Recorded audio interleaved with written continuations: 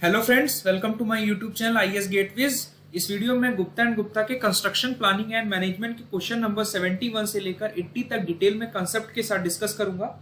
ये सीरीज का पार्ट 8 है। पुराने वीडियोस के लिए आप मेरे यूट्यूब चैनल पर जाकर देख सकते हो और जिस भी क्वेश्चन में आपको फर्दर डाउट लगता है कमेंट सेक्शन में मुझसे डिस्कस कर सकते हैं।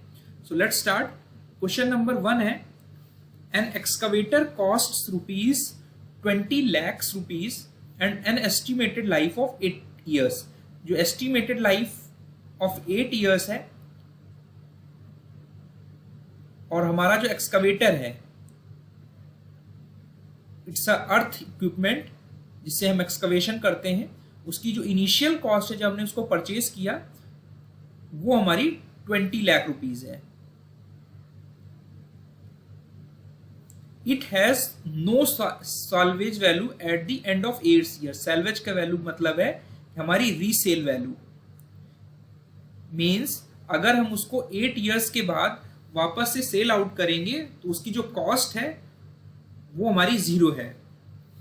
The book value of excavator eight the end of 3 years। हमें बुक वैल्यू निकालनी है एक्सकवेटर की eight the end of 3 years, 3 साल के बाद, using general double declining balance method. तो मैं आपको ब्रीफ कर देता हूं कि जो हमारी बुक वैल्यू है वो हमारी असेट की ओरिजिनल कॉस्ट से अगर आप हर साल डिप्रिशिएशन माइनस कर दोगे, जो भी हमारी इनिशियल आपने इक्विपमेंट खरीदा, over a period of time due to wear and tear हमारा डिप्रिशिएशन होता है उसकी कॉस्ट में, और हर साल जो उसकी वैल्यू होगी, जो हम अकाउंट्स में जो बुक्स होती हैं हमारी रिकॉर्ड में हम अपडेट करते हैं, तो हर साल जो उसकी वैल्यू होगी जो हम रिकॉर्ड में रख रहे हैं दैट इज बुक वैल्यू। अगर मतलब अगर हमने 20 लाख की कोई इक्विपमेंट खरीदा तो 1 साल बाद अगर डिप्रिशिएटेड कॉस्ट रिड्यूस करके जो कॉस्ट आएगी बुक वैल्यू वो हमारी रीसेल वैल्यू हो जाएगी, और eight the end of useful life वो हमारी सैल्वेज वैल्यू होगी। ठीक है, तो हमारे डिफरेंट मेथड्स हैं, वो डिपेंड करेगा कि किस रेट से हमारा डिप्रिशिएशन हो रहा है। तो पिछले वीडियो में मैंने आपको बताया था कि पहला जो हमारा बेसिक मेथड है that is straight line depreciation method, but यहां पर हमसे बोला जा रहा है कि जो आपको बुक वैल्यू निकालनी है वो आपको डबल डिक्लाइनिंग बैलेंस मेथड से निकालनी है, जिसमें हम ये मानते हैं कि जो हमारा डिप्रिशिएशन है, जो इक्विपमेंट का डिप्रिशिएशन हो रहा है एनुअली, वो एक फिक्स्ड फैक्टर से हो रहा है, और वो फिक्स्ड फैक्टर जो लिखा जाएगा वो in terms of book value at initial stage. Initial stage का मतलब है वो आपको मैं अभी एक्सप्लेन कर दूंगा, और वो हमारा जो फिक्स्ड फैक्टर है in declining double declining balance method में जो आप यूज करते हो that is given by 2/n, जो कि हमारा स्ट्रेट लाइन जो मेथड है उसका डबल रेट से हमारा वैल्यू डिप्रिशिएट होगा in terms of book value of the equipment. ठीक है, तो यहां पर अगर आप फॉर्मूला बनेगा कि हर साल का जो डिप्रिशिएशन होगा that will B initial cost जो है this is the cost minus accumulated depreciation into 2 upon useful life. ये हमारा फैक्टर है FDDB, और हमारा अगर आप ये निकालोगे तो ये उस पर्टिकुलर ईयर का डिप्रिशिएशन कॉस्ट आ जाएगी। सपोज अगर हमारा फर्स्ट ईयर में हमारा क्या होगा, इनिशियल कॉस्ट हमारी $62,500 थी, और हमें हर साल डिप्रिशिएशन निकालना है कि हमारा पहले साल डिप्रिशिएशन क्या हुआ, फिर नेक्स्ट ईयर डिप्रिशिएशन क्या हुआ, और हमारी जो यूजफुल लाइफ थी इक्विपमेंट की वो 3 years थी। तो इनिशियल फर्स्ट ईयर का मतलब है आपका जब आपने इक्विपमेंट खरीदा सो 0 टाइम था, और 1 year के एंड में आप डिप्रिशिएशन कैलकुलेट करना चाहते हो तो 0 इनिशियल में आपकी ये कॉस्ट थी, और उस समय हमारा जो डिप्रिशिएशन हुआ वो 0 हुआ बिकॉज वो उस समय आपने इक्विपमेंट नया खरीदा था, इंटू 2/n। ये आपका फैक्टर हो गया। तो जो वैल्यू आपकी आएगी ये हमारा डिप्रिशिएशन कॉस्ट होगी, मतलब आपकी जो बुक वैल्यू होगी eight the end of first year that will B 62,500 minus $41,661। ये हमारी आपकी डिप्रिशिएशन कॉस्ट आएगी। मींस इतना इन दोनों को जब सब्सट्रैक्ट करोगे तो आपकी बुक वैल्यू मिल जाएगी। ठीक है, जब सेकेंड ईयर के लिए जब आप डिप्रिशिएशन काउंट करोगे तो उस केस में आपका ये तो इनिशियल कॉस्ट होगी, और जो हमारा सेकेंड ईयर की बिगिनिंग में यानी eight the end of first year जो डिप्रिसिएशन कॉस्ट आई, जो बुक वैल्यू आई, वो आप यहां पर रखोगे, बुक वाली सॉरी जो हमारा डिप्रिसिएशन वैल्यू आई वो आप यहां पे सब्स्टिट्यूट करोगे। तो अगर आप जाते हैं क्वेश्चन में देखते हैं, हमारा इनिशियल कॉस्ट 20 लाख था, ठीक है, तो हमारा जो पहले साल के बाद में जो डिप्रिसिएशन होगा वो क्या होगा, 20 लाख माइनस जो एक्यूमुलेटेड डिप्रिसिएशन है जब हमारा स्टार्ट किया हमने अपना इक्विपमेंट यूज करना, तब 0 होगा बिकॉज उस समय आपने नया परचेज किया होगा, और आपका जो फैक्टर होगा 2/n, n यहां पर हमारा 8 ईयर्स है, इसको आप सॉल्व करोगे तो यू विल गेट 5 लाख। इसका मतलब ये हुआ कि आपका पहले साल के एंड में, ठीक है, 0 से 1 ईयर आपने 1 साल इक्विपमेंट यूज किया, 1 साल के बाद जो हमारी डिप्रिसिएशन कॉस्ट आई वो हमारी D1 आई, और 1 ईयर के एंड में हमारी जो रीसेल वैल्यू है या बुक वैल्यू है वो हमारी B1 हो गई। तो आप B1 क्या होगी, जो इनिशियल कॉस्ट आपकी 20 लाख थी माइनस 5 लाख आप अगर कर दोगे तो हमारी बुक वैल्यू 15 लाख की आ जाएगी, यानी पहले साल हमारा डिप्रिसिएशन 5 लाख का हुआ। अब जो दूसरे साल हमारा eight the end of second year हमारा डिप्रिसिएशन क्या होगा, इनिशियल कॉस्ट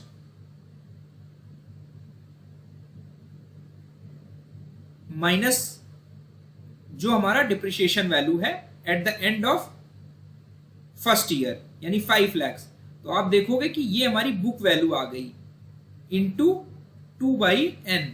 तो आप इसको लिख सकते हो कि जो हमारा, जब आप सेकेंड ईयर का डिप्रिसिएशन निकाल रहे हो यानी 1 ईयर के बाद जब आप सेकेंड ईयर में जा रहे हो, तो इस बीच में जो हमारा डिप्रिसिएशन D2 होगा वो हमारा B1 के टर्म्स में आप लिख सकते हो। तो B1 इंटू 2/n यानी 2/8, तो इसको आप सॉल्व करोगे तो यू विल गेट 3.75 लाख। तो आप देखोगे कि स्ट्रेट लाइन मेथड में हमारा यूनिफॉर्म हर साल सेम अमाउंट का डिप्रिसिएशन हो रहा था। इस मेथड में क्या हो रहा है कि हमारा पहले साल में डिप्रिसिएशन D1 हुआ, दूसरे साल में हमारा डिप्रिसिएशन D2 हुआ, यानी पहले साल 5 लाख कॉस्ट घट गई, रिड्यूस हो गई, और हमारी D2 जो नेक्स्ट एक ईयर में नेक्स्ट सेकेंड ईयर के बाद जो डिप्रिशिएटेड कॉस्ट थी वो हमारी डिप्रिसिएशन 3.75 लाख का था। तो eight the end of second year हमारी क्या कॉस्ट हो जाएगी, 15 माइनस, बिकॉज फर्स्ट ईयर के बाद हमारी कॉस्ट कितनी थी 15 लाख, इसमें सेकेंड आप इसको सब्सट्रैक्ट कर दोगे डिप्रिसिएशन को तो यू विल गेट 11.25, यानी सेकेंड ईयर के बाद जो बुक वैल्यू थी वो हमारी 11.25 लाख हो गई। अब हमारा आगे सेकेंड ईयर के बाद हम थर्ड ईयर में आते हैं। अब यहां पर हमारा डिप्रिसिएशन D3 होगा, तो D3 आप किसके टर्म्स में लिख सकते हो, यहां पे जो B2 आया होगा इंटू 2/8। तो B2 हमारी क्या थी, book value at the end of second year. जब आप थर्ड ईयर का डिप्रिसिएशन निकालोगे तो सेकेंड ईयर के एंड में जो हमारी डिप्रिशिएटेड बुक वैल्यू थी, यानी बुक वैल्यू जो हमारी कॉस्ट थी इक्विपमेंट की, वो वैल्यू इनटू हमारा फैक्टर हमेशा कांस्टेंट रहेगा, बट हर साल जो डिप्रिसिएशन अमाउंट है वो कम होता जाएगा बिकॉज ऑफ बुक वैल्यू के टर्म्स में आप डिप्रिसिएशन निकाल रहे हो। तो ये आ जाएगा हमारा 2.8125। तो हमारा थर्ड ईयर में जो बुक वैल्यू होगी B3 वो आपकी क्या होगी, जो आपकी B2 थी यानी हमारा 11.25 लाख और माइनस D3। तो इसको आप सब्सट्रैक्ट करोगे, D3 की वैल्यू आप 2.8125 लाख रखोगे तो हमारी वैल्यू जो आएगी यू विल गेट 8.4375 लाख। ठीक है, तो हर साल आपकी डिप्रिशिएटेड जो वैल्यू है, डिप्रिशिएशन वैल्यू है, वो रिड्यूस होती जा रही है, और हमारा डिप्रिशिएशन का जो फैक्टर है जिसे आप फिक्स्ड फैक्टर मान रहे हो, और वो प्रीवियस ईयर के बुक वैल्यू के रिस्पेक्ट में निकाला जा रहा है। तो करेक्ट आंसर जो होगा वो ऑप्शन ए होगा यहां पर। उसके बाद हमारा नेक्स्ट क्वेश्चन है, if cost of excavation is ₹10 पर क्यूबिक मीटर, और हमारा मैनुअल एक्सकवेशन किया जा रहा है मिट्टी का, और हमारी जो कॉस्टिंग आ रही है वो 1 क्यूबिक मीटर के लिए ₹10 आ रही है। तो हम मान लेते हैं कि हमारा टोटल एक्सकवेशन जो हो रहा है वो क्यू मीटर क्यूब हो रहा है, ठीक है। तो जब हमारा मैनुअल एक्सकवेशन करते हैं तो जो टोटल कॉस्ट होती है वो हमारी सिर्फ और सिर्फ वेरिएबल कॉस्ट होती है, बिकॉज वहां पे हम कोई भी मशीनरी नहीं यूज कर रहे हैं। वहां पर टोटल हमारा लेबर इंटेंसिव जॉब होगा। जब हम मैनुअल करेंगे तो कोई भी फिक्स्ड कॉस्ट नहीं होगी, वो जीरो होगी। लेकिन जब हम मशीन एक्सकवेशन कर रहे हैं, मशीन एक्सकवेशन का मतलब जब हम बुलडोजर से एक्सकवेशन कर रहे हैं तो हमारी जो टोटल कॉस्ट होगी वो fixed cost plus variable cost. Fixed cost का मतलब ये है कि अगर हमारी मशीन किसी पर्टिकुलर डे पे काम नहीं करेगी, उस दिन हमारी मशीन खड़ी रह जाएगी, और बट हमारा जो चार्जेस हैं हमें बियर करने होंगे उसके। तो वो फिक्स्ड कॉस्ट और वेरिएबल कॉस्ट, जब हमारा जैसे फ्यूल के चार्जेस हो गए, अगर ज्यादा आप क्वांटिटी एक्सकवेट कर लोगे तो आपका कॉस्ट बढ़ जाएगा, और फिक्स्ड कॉस्ट हमेशा फिक्स रहेगा। तो यहाँ पर फिक्स्ड कॉस्ट दिया है कि 4,000 रुपए फिक्स्ड कॉस्ट है। ये हायरिंग चार्जेस हो सकते हैं, सपोज आप कोई मशीन हायर करके लाए हो तो वो जो फिक्स्ड कॉस्ट है वो 4,000 रुपए है, और जो आपके वेरिएबल कॉस्ट है वो 2 रुपीज पर क्यूबिक मीटर है, तो 2Q हो जाएगा। और क्वेश्चन में पूछा जा रहा है कि किस क्वांटिटी ऑफ अर्थ के लिए हमारा जो cost of excavation by machine है वो हमारा मैनुअल एक्सकवेशन के बराबर होगा। तो यहाँ पर आपका कॉस्ट लग रहा है 10 × Q, तो दोनों को आप इक्वेट कर दोगे, 4,000 + 2Q। इसको जब आप सॉल्व करोगे तो Q आ जाएगा हमारा 500 क्यूबिक मीटर। इसका मतलब ये हुआ कि हमारा अगर हमें जो एक्सकवेशन करना है वो 500 क्यूबिक मीटर से ज्यादा रहेगा, तो आप अगर इसका डायग्राम ड्रॉ करेंगे तो यहां पर 500 क्यूबिक मीटर के लिए जो भी हमारा कॉस्ट आएगा, ठीक है, वो अगर ज्यादा होगा तो आप देखेंगे टोटल कॉस्टिंग जो बुलडोजर की कॉस्ट यानी मशीन एक्सकवेशन है वो हमारा इकोनॉमिकल हो जाएगा। बिकॉज अब ये डायग्राम से आप देख सकते हो तो मशीन एक्सकवेशन इज इकोनॉमिकल अगर हमें ज्यादा क्वांटिटी एक्सकवेट करनी है। और अगर हमारा 500 क्यूबिक मीटर से कम है तो आप देखेंगे कि हमारा मैनुअल एक्सकवेशन जो है वो this manual excavation is economical, ठीक है। और एक ऐसा पॉइंट है जो कि हमने यहां पर निकाला 500 क्यूबिक मीटर, और यहां पर ये जो कॉस्ट है, this graph is for bulldozer यानी मशीन एक्सकवेशन। तो यहां पर ये कॉस्ट जो है ये हमारी फिक्स्ड कॉस्ट है, और ये जो कॉस्ट है किसी भी पर्टिकुलर टाइम पे आपकी क्वांटिटी जैसे जैसे बढ़ती जाएगी आपकी कॉस्ट बढ़ती जाएगी, वेरिएबल कॉस्ट, और टोटल कॉस्ट किसी भी पर्टिकुलर इंस्टेंट पे हमारी फिक्स्ड कॉस्ट और वेरिएबल कॉस्ट के बराबर होगी। तो करेक्ट आंसर जो होगा वो ऑप्शन ए होगा। उसके बाद आते हैं हम मैच द फॉलोइंग, हमें करना है कोफिशिएंट ऑफ फ्रिक्शन और डिफरेंट टाइप्स ऑफ मटेरियल। तो जो हमारा कोफिशिएंट ऑफ फ्रिक्शन है, और यहाँ पर व्हील टायर्स और दूसरे टाइप के जो हमारे टायर्स होते हैं वो क्रॉलर ट्रैक्टर्स होते हैं। इसके बारे में मैंने कंस्ट्रक्शन इक्विपमेंट के वीडियोस में आपको एक्सप्लेन किया था। तो जो हमारा कोफिशिएंट ऑफ फ्रिक्शन F है, ये हमारा 3 चीजों का फंक्शन होता है कि हमारा जो ड्राइविंग व्हील्स हैं उस पे हमारा कितना वेट आ रहा है, और हमारा ग्रिपिंग एक्शन क्या है टायर्स का कितना है,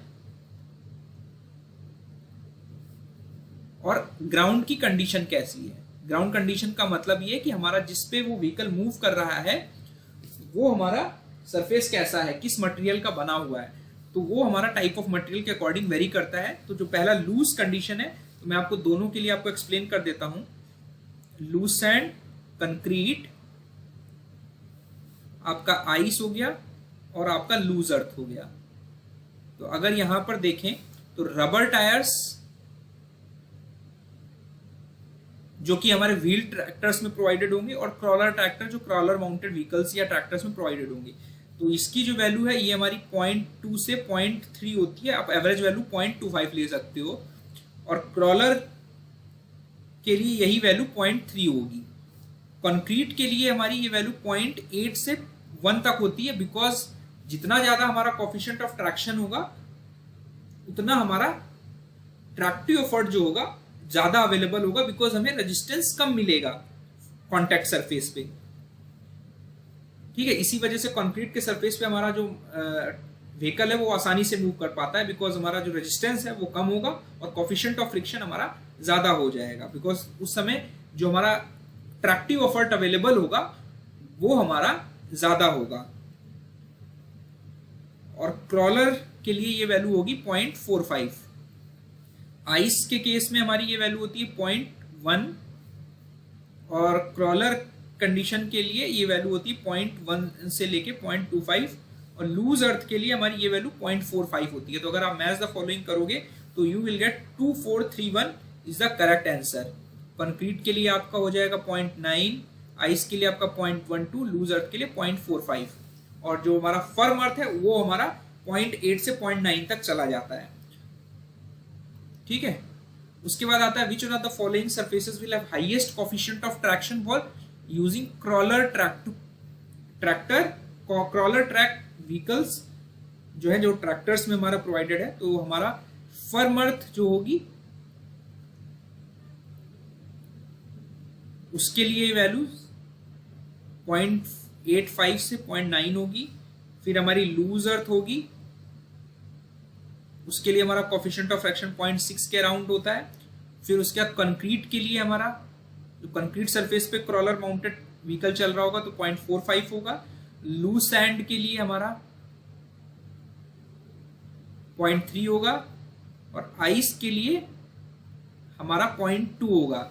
मींस व्हीकल को आइस पे चलाना बहुत डिफिकल्ट है, बिकॉज जो ट्रैक्टिव पुल अवेलेबल ट्रैक्टिव एफर्ट डेवलप होगा वो हमारा सबसे कम होगा इन केस ऑफ आइस। और फर्म अर्थ में आपका जो व्हीकल है वो आराम से मूव कर पाएगा। इसी वजह से यहाँ पे जो कोफिशिएंट ऑफ फ्रिक्शन है वो ज्यादा होगा, बिकॉज वहां पर ट्रैक्टिव एफर्ट हमारा ज्यादा अवेलेबल होगा व्हीकल को खींचने के लिए। तो अगर आप यहाँ पे पूछा जा रहा कि हाईएस्ट कोफिशिएंट ऑफ फ्रिक्शन कितना होगा, तो कोई भी अर्थ है उसके लिए हमारी कोफिशिएंट ऑफ फ्रिक्शन हमारा सबसे ज्यादा होता है। तो करेक्ट आंसर जो होगा ऑप्शन डी होगा। उसके बाद हमारा नेक्स्ट क्वेश्चन है कि रोलिंग रेजिस्टेंस व्हील का किस पर डिपेंड करता है। ठीक है, तो यहां पर मैंने पिछले वीडियो में भी एक्सप्लेन किया था आपको। रोलिंग रेजिस्टेंस का मतलब ये है कि हमें जब हमारा व्हीकल रोल कर रहा है, व्हीकल का जो टायर है वो रोल कर रहा है, रोलिंग मोशन में है, तो उसके सरफेस ऑफ कांटेक्ट पे कितना रेजिस्टेंस हमें मिल रहा है। ठीक है, उस रेजिस्टेंस को ओवरकम करके जो हमें पुल अप्लाई करना है या ट्रैक्टिव पुल अवेलेबल होना चाहिए वो हमारा कहलाता है रोलिंग रेजिस्टेंस। ठीक है, तो इस to maintain at a uniform speed, तो हम इसको एक्सप्रेस कैसे करते हैं? It is expressed as kg of tractive pull required for each gross ton of vehicle।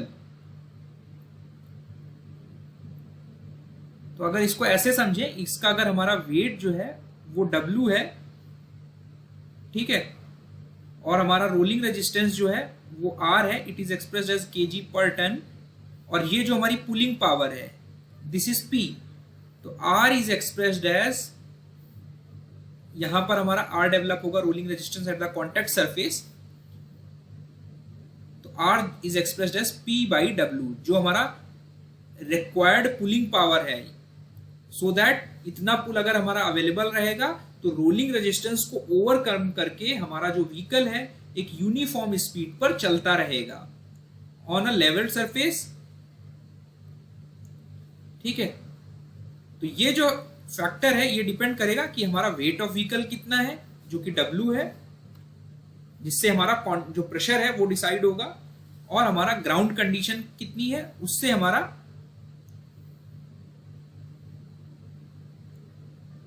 Coefficient of friction decide होगा। तो करेक्ट आंसर जो होगा वो ऑप्शन 1 एंड 3 होगा। ग्रेड पे हमारा रोलिंग रेजिस्टेंस नहीं डिपेंड करता है, ग्रेड हमारा एक एडिशनल रेजिस्टेंस प्रोवाइड करता है, it is different from rolling resistance. तो ग्रेड की वजह से हमारा व्हीकल को एडिशनल रेजिस्टेंस मिलता है, जिसकी वजह से जो हमारा यूजफुल ट्रैक्टिव एफर्ट है वो रिड्यूस हो जाता है। ठीक है, इसको भी मैं फर्दर एक्सप्लेन करूंगा। तो जो यहां पर P है, इसको कभी कभी आप बोलते हो कि this is the average tension in the cable जो व्हीकल को टो करने के लिए चाहिए, सो दैट जो भी रोलिंग रेजिस्टेंस हमारा कॉन्टैक्ट सरफेस पर डेवलप हो रहा है वो हमारा ओवरकम हो जाए और हमारा व्हीकल यूनिफॉर्म स्पीड पर चलता रहे। ठीक है, तो ये हमारा R is equal to P by W के टर्म्स में लिखा जाएगा। तो करेक्ट आंसर जो होगा ऑप्शन सी होगा। उसके बाद आता है हमारा which of the following surfaces, कौन से सर्फेसेस पर हमारा हाईएस्ट रोलिंग रेजिस्टेंस मिलेगा फॉर रबर टायर्ड व्हीकल्स, यानी जो व्हील्स हैं वो हमारे रबर टायर के हैं। तो मैं आपको मटेरियल के बारे में आपको एक्सप्लेन कर देता हूं कि व्हील टायर्स के लिए फॉर हाई प्रेशर कॉन्टैक्ट जो आपका रोलिंग रेजिस्टेंस है, रोलिंग रेजिस्टेंस मींस वो हमारा लूज सैंड पे सबसे ज्यादा रेजिस्टेंस डेवलप होगा, क्योंकि वहां पर सबसे ज्यादा दिक्कत होगी व्हीकल को मूव करने के लिए। और तो लूज सैंड के लिए रोलिंग रेजिस्टेंस आपका कितना होगा, 130 से 145 kg per ton resistance offer होता है व्हीकल को। ठीक है, हमारा कंक्रीट पे सबसे कम होगा बिकॉज वहां पे इजीली हमारा व्हीकल मूव कर जाता है, और एस्फाल्ट सरफेस में हमारा 20 से 32.5 kg पर टन रहता है। फर्म अर्थ सरफेस पे हमारा 20 से 35 kg per ton rolling resistance रहता है। तो अगर इसको डायग्राम से अगर आप समझोगे तो कुछ इस तरह दिखेगा, और हमारा कोफिशिएंट ऑफ रोलिंग रेजिस्टेंस जो है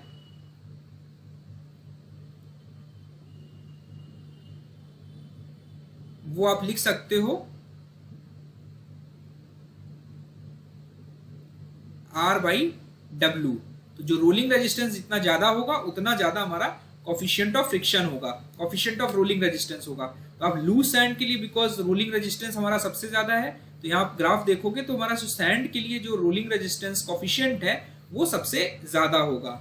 उसके बाद हमारा फर्म अर्थ के लिए होगा, उसके बाद हमारा कंक्रीट के लिए सबसे कम होगा। इसी वजह से हमारा जो व्हीकल है वो हमारा आसानी से मूव कर जाता है, बिकॉज वहां पे रेजिस्टेंस हमारा कम ऑफर हो रहा है और हमारे पास जो यूजफुल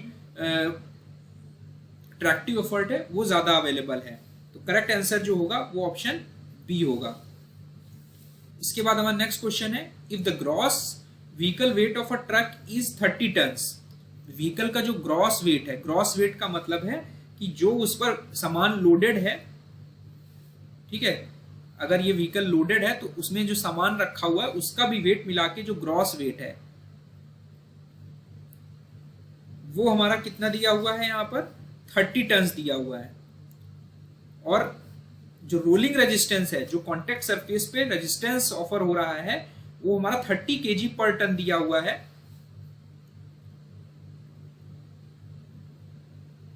यहां पर जो पर टन है ये हमारे वेट ऑफ व्हीकल पर डिपेंड करेगा।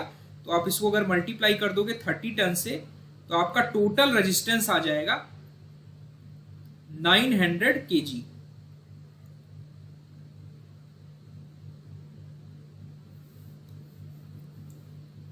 तो यहां पर आपका जो रेजिस्टेंस होगा वो 900 kg का हमारा कॉन्टैक्ट सरफेस पे जनरेट हो रहा हो। तो जो आपकी ट्रैक्टिव पुल आपको लगाना है, जो टोइंग या अवेलेबल पावर होनी चाहिए या ट्रैक्टिव एफर्ट होना चाहिए, वो इतना होना चाहिए कि इस रोलिंग रेजिस्टेंस को ओवरकम कर जाए और हमारा जो व्हीकल है वो यूनिफॉर्म स्पीड पर चलता रहे। तो हमें 900 kg का मिनिमम पुल लगाना पड़ेगा ताकि व्हीकल हमारा कॉन्टिन्यूअस स्पीड पर मूव करता रहे। ठीक है, तो यही पूछा जा रहा, तो करेक्ट ऑप्शन जो होगा वो हमारा ऑप्शन सी होगा। उसके बाद हमारा नेक्स्ट क्वेश्चन है कि grade resistance factor for an earth moving machine. Earth moving machine हमारी क्या हो सकती है, बुलडोजर हो सकती है, जिससे हम अर्थ को एक जगह से एक्सकवेशन करके दूसरी जगह रिलोकेट करते हैं। और हमारा जो ग्रेड रेजिस्टेंस फैक्टर है वो आपका हमें बताना है क्या है। तो this is obtained by multiplying grade percentage by a factor approximately equal to. तो हमारा जो ग्रेड रेजिस्टेंस फैक्टर होता है इसको आप लिख सकते हो 10 इंटू ग्रेड परसेंटेज। तो ये देखा गया है जनरली फील्ड में कि 1% ग्रेड के लिए, यानी अगर हमारा व्हीकल एक सर्टेन थीटा एंगल पर ट्रेवल कर रहा है तो इसको एक रेजिस्टेंस ऑफर होगा along with रोलिंग रेजिस्टेंस। हमारा रोलिंग रेजिस्टेंस यहां पर होगा और एक इसकी वजह से ग्रेड रेजिस्टेंस आएगा। तो टोटल रेजिस्टेंस जो होगा हमारा, जो पुलिंग पावर हमें देनी होगी P, वो हमारी इन दोनों का समीशन हमें देना होगा सो दैट ये व्हीकल चलता रहे। तो ये देखा गया है कि 1% ग्रेड अगर होगा तो हमारा जो रेजिस्टेंस ऑफर होगा वो हमारा 10 kg पर टन होता है अप्रोक्सीमेटली। ठीक है, तो अगर हमारा ग्रेड परसेंटेज 1% के अलावा है उसको मान लेते हैं कि ग्रेड इज ग्रेड परसेंटेज। ठीक है, तो जो ग्रेड रेजिस्टेंस फैक्टर होगा GRF बोल सकते हो, that is 10 into grade percentage. ठीक है, जो कि यहां पर लिखा है, और इसकी यूनिट जो होगी ग्रेड रेजिस्टेंस फैक्टर की वो हमारी kg पर टन होगी। तो एक तरीके से ये कह सकते हैं हम कि 1% ग्रेड के लिए हमारा जो ग्रेड रेजिस्टेंस फैक्टर है वो 10 kg पर टन है। मींस इतना रेजिस्टेंस हमारा 1% अगर ग्रेडियंट होगा तो व्हीकल को मिलेगा, अगर वो अप हिल में चल रहा है। डाउन हिल में चल रहा है तो ये हमारा एड ऑन हो जाएगा ट्रैक्टिव, बिकॉज वो उसके डायरेक्शन में एक्ट करेगा। तो depending upon direction of vehicle movement हमारा ग्रेड रेजिस्टेंस एक्ट करता है। ठीक है, तो आप लिख सकते हो when travelling downhill grade resistance is negative. The exact value of grade resistance may be found by multiplying the vehicle's weight by sine of the angle that the road surface makes with the horizontal. अगर आप देखोगे कि ये हमारा wait है तो जो इसका साइन कंपोनेंट, ये अगर थीटा एंगल है तो ये जो ग्रेड रेजिस्टेंस है this is W sine theta. ये एग्जैक्ट तरीका है निकालने का grade resistance, but field results में ये देखा गया है कि हमारा 1% ग्रेड के लिए 10 kg पर टन हमारा रेजिस्टेंस ऑफर होता है। तो ग्रेड रेजिस्टेंस हमारा कितना हो जाएगा, जो ग्रेड रेजिस्टेंस फैक्टर था, अगर आपको आप व्हीकल के वेट से मल्टीप्लाई कर दोगे तो आपका ये वैल्यू निकल आएगी। तो आपका टोटल रेजिस्टेंस कितना हो जाएगा अगर आप अप हिल में ट्रैवल कर रहे हो, grade resistance plus rolling resistance. तो ग्रेड रेजिस्टेंस हमारा क्या है, this is a physical property. Physical property का मतलब ये है कि हमारा ये व्हीकल की जो इक्विपमेंट हमारा उसकी कंडीशन रोड कंडीशंस पर डिपेंड नहीं करता है, ये सिर्फ और सिर्फ स्लोप पर डिपेंड करेगा। तो मैंने आपको बताया कि 1% के लिए 10 kg पर टन का जो ग्रेड रेजिस्टेंस फैक्टर है उसके अकॉर्डिंग आप टोटल ग्रेड रेजिस्टेंस निकाल सकते हो, जिससे हमें टोटल रेजिस्टेंस पता चल जाएगा, जिससे हम ये डिसाइड कर सकते हैं कि हमें कितना पुल अप्लाई करना होगा कि हमारा व्हीकल अपहिल या डाउनहिल में चलता रहे बिना स्पीड वेरिएशन के। ठीक है, तो आपका जो यूजफुल ट्रैक्टिव एफर्ट होगा वो कितना होगा, अवेलेबल ट्रैक्टिव एफर्ट कितना है minus total resistance.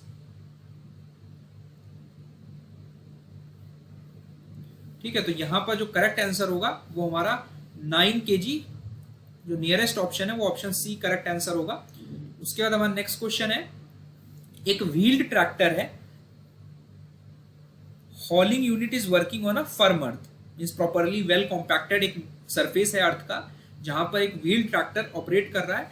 Wheeled tractor हॉलिंग unit अगर आप इसको माने तो ये सिस्टम हमारा स्क्रैपर में होता है। जो व्हील्ड स्क्रैपर्स होते हैं जहां पर हमारी हॉलिंग यूनिट साथ ही साथ होती है, जो हम एक्सकवेशन कर रहे हैं, डिग कर रहे हैं, वो हमारी साथ साथ हम लोड करते हैं, ट्रांसपोर्ट करते हैं और डिस्पोज ऑफ कर देते हैं।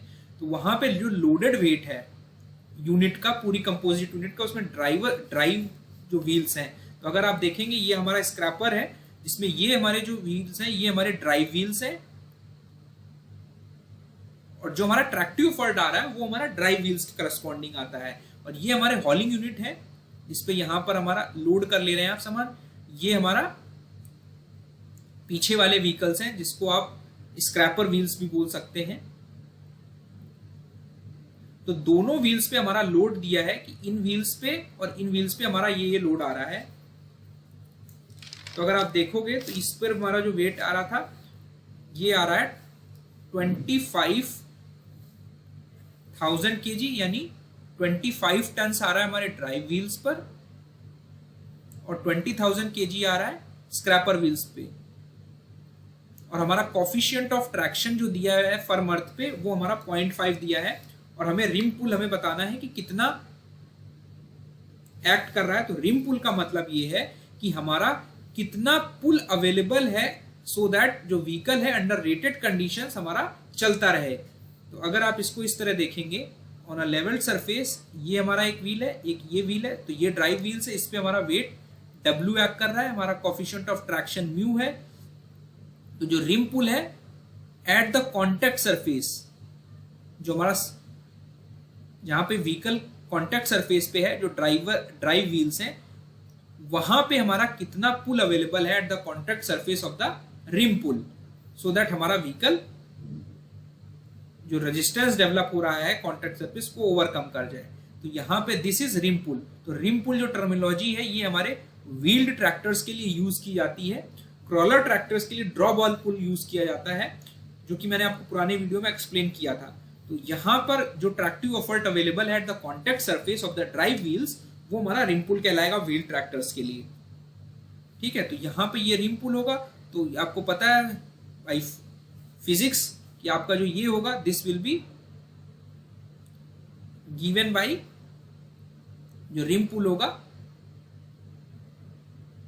जो मैक्सिमम रिम पुल अवेलेबल होगा eight the contact surface of the rim पुल, तो वो मैक्सिमम टोटल प्रेशर होगा, टोटल कॉन्टैक्ट प्रेशर जो होगा वो हमारा वेट जितना आ रहा है व्हीकल का इनटू म्यू। तो आप अगर म्यू जो कोएफिशिएंट ऑफ फ्रिक्शन दिया 0.5 दिया है और टोटल वेट आपका दिया था 25 टन्स, तो आपका टोटल जो रिम पुल अवेलेबल होगा eight the contact surface of the drive wheels, so that हमारा अंडर रेटेड कंडीशन ये इसको ओवरकम कर जाएगा और हमारा व्हीकल चलता रहेगा। तो मिनिमम इतना हमारा रिम पुल डेवलप होगा एट द कॉन्टैक्ट सरफेस। तो करेक्ट आंसर जो होगा वो ऑप्शन बी होगा। उसके बाद हमारा नेक्स्ट क्वेश्चन है अ 4 व्हील ट्रैक्टर। यहां पे एक ट्रैक्टर दिया हुआ है जिसमें हमारे 4 व्हील्स हैं, whose operating weight is 12,000 kg, यानी इस पे जो वेट आ रहा है वो हमारा 12,000 kg यानी 12 टन्स आ रहा है। इस पुल्ड अलोंग अ रोड, एक रोड में पुल किया जा रहा है जिसका जो राइजिंग स्लोप है वो 2% है, यानी जो ये स्लोप आपका जिस पे चढ़ रहा है ये हमारा 2% है। तो ये आपको ग्रेडियंट पता है इस रोड का, इस पे हमारा व्हीकल ट्रैवल कर रहा है। एंड दिस इज 4 व्हील्स, एक हमारा एक्सेल है, यहाँ पे 2 एक्सेल है। तो ये एक एक्सेल, ये एक्सेल 4 व्हील ट्रैक्टर है और हमारा ग्रेड रेजिस्टेंस फैक्टर जो है वो 10 kg पर टन है, यानी 1% ग्रेडियंट के लिए जो हमारा रेजिस्टेंस ऑफर हो रहा है, grade resistance in terms of kg per ton, वो हमारा 10 kg पर टन है। इसे हम ग्रेड रेजिस्टेंस फैक्टर बोल रहे हैं। ठीक है, तो एक्चुअल में हमें निकालना चाहिए था अल्फा से, बट हमारा ग्रेड रेजिस्टेंस फैक्टर दिया हुआ है। ठीक है, तो 1% के लिए हमारा 10 kg पर टन होता है, तो हमारा ग्रेड रेजिस्टेंस कितना हो जाएगा, जो कि यहां पर F की वैल्यू दी हुई है। तो F will be given by grade resistance, तो हमारा 2% के corresponding 2 into 10 kg per ton हो जाएगा, यानी 20 kg पर टन हमारा ग्रेड रेजिस्टेंस है। अब ये हमारा हो गया due to inclined slope, because ये फिजिकल प्रॉपर्टी थी, ये हमारा रोड कंडीशन और व्हीकल की कंडीशन पर डिपेंड नहीं कर रही है। अब हमारा जो व्हीकल कंडीशन और जो हमारा रोड के सरफेस कंडीशन की वजह से डेवलप हो रही, वो हमारी क्या होगी, रोलिंग रेजिस्टेंस, जो कि कॉन्टैक्ट सरफेस पर होगी हमारे ड्राइव व्हील्स। और तो this is the rolling resistance. ठीक है, इसको मान लेते हैं R है और हमें रोलिंग रेजिस्टेंस निकालना है। ये मान लिया कि हमारा जो रोलिंग रेजिस्टेंस है वो R kg पर टन है। ठीक है, और हमारा वेट, टोटल वेट जो है वो हमारा 12 टन्स है, इसको पुल किया जा रहा है। तो टोटल रेजिस्टेंस आपका कितना हो जाएगा, grade resistance plus rolling resistance. तो ग्रेड रेजिस्टेंस आपका कितना हुआ, 20 kg पर टन। इसको आपने मल्टीप्लाई कर दिया, टोटल हमारा वेट 12 टन का था, तो टोटल रेजिस्टेंस आ जाएगा in terms of kg। Rolling resistance आपका 4 kg पर टन था, तो आपने इसको भी वेट से मल्टीप्लाई कर दिया, तो 12 बार आ गया। और जो टोटल रेजिस्टेंस होगा that will be equal to जो ट्रैक्टिव पावर जो आपको अप्लाई करनी है, जो अवेलेबल होनी चाहिए सो दैट हमारा व्हीकल जो है वो चलता रहे, जिसको आप tension in the toe cable बोल रहे हो। तो दिस इज द अवेलेबल, इसको अवेलेबल नहीं बोलेंगे, एक तरीके से इसको आप रिक्वायर्ड बोलेंगे कि रिक्वायर्ड पुलिंग पावर या रिक्वायर्ड पुल या रिक्वायर्ड ट्रैक्टिव एफर्ट कितना होना चाहिए, वो हमारा दिया है कि 720 केजी का टो केबल। यानी टो केबल का मतलब है कि अगर आप केबल लगा के इस व्हीकल को खींचोगे तो कितना आपको पुल लगाना पड़ेगा सो दैट ये व्हीकल यूनिफॉर्म स्पीड से चलता रहे, वो हमारा 720 केजी है। तो वो जो ट्रैक्टिव पावर अवेलेबल रिक्वायर्ड होगा वो इन दोनों रेजिस्टेंस के बराबर होगा, यानी it is equal to 720 kg. अब आप इन दोनों को ऐड करोगे, सॉल्व करोगे तो 240 केजी आ जाएगा प्लस 12 आ जाएगा इक्वल टू 720 आ जाएगा। आप इस इक्वेशन को सॉल्व करोगे तो you will get R is equal to 40 kg per ton, यानी रोलिंग रेजिस्टेंस हमारा जो मिल रहा था वो हमारा 40 केजी पर टन हमें रेजिस्टेंस ऑफर हो रहा है। और इन दोनों रेजिस्टेंस को ओवरकम करके हमें जो रिक्वायर्ड पुलिंग पावर है, रिक्वायर्ड ट्रैक्टिव एफर्ट है, वो हमारा 720 केजी चाहिए। तो हमारा व्हीकल जो है यूनिफॉर्म स्पीड से इस ग्रेडियंट को ओवरकम कर जाएगा। तो करेक्ट आंसर जो होगा ऑप्शन सी होगा। आई होप मेरा वीडियो आपको पसंद आया होगा। इस तरह के वीडियोस में फर्दर बनाता रहूंगा। Thank you.